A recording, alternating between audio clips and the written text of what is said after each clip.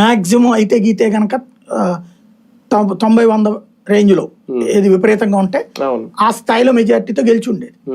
ఎప్పుడైతే పవన్ కళ్యాణ్ మీద ఉన్నది, ఇంకోటి మోడీ ఇంపాక్ట్, ఈ రెండు కూడా, ఎందుకంటే వాళ్ళకి చూడండి 10కి 8 ఇచ్చారు, వీళ్ళు 21కి 21 గెలిచారు.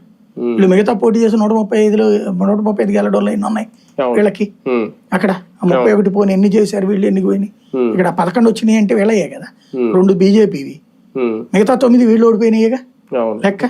మరి అంటే ఏంటి, వీళ్ళ పర్సంటేజ్కి ఎంత ఉంది, అక్కడ ఎంత ఉంది. కానీ పార్టీలో నాయకుల్ని లేదంటే కొంతమంది జనసేన కార్యకర్తలు కంట్రోల్ చేయడానికే ఈ సేనాగళం ఉపయోగపడుతుందా? ఇది పార్టీలో వాళ్ళని కంట్రోల్ చేయడానికి కాదు, సోషల్ మీడియా మీద విరుచుకుపడ్డానికి. అంతేనా? పార్టీలో అయితే గనక ఏంటి, నిన్న ఇందులో అందరూ ఉంటారు, అన్ని సామాజిక వర్గాలు ఉంటారు.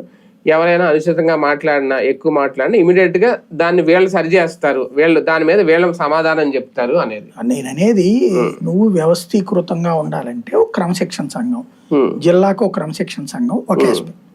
రెండోది జిల్లాకు సమన్వయ సంఘం, అది సమన్వయం 3 పార్టీలు వేసుకోవాలి. అది నీ చేత కావట్లా. రెండోది ఇది జిల్లాకు కమిటీ కూడా వేయట్లేదు, ఇదేదో ఇంకో పేరు పెట్టి సేనాగళం అంటావు.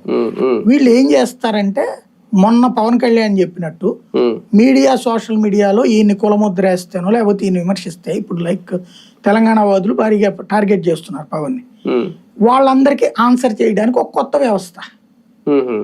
ఇప్పుడు మేబీ ఇప్పటిదాకా వీళ్ళ అధికార ప్రతినిధులు ఎవరైతే ఉన్నారో కొంతమందినే పెడతారు అధికార ప్రతినిధుల్ని, కాకుండా సోషల్ మీడియాలో వీళ్ళకి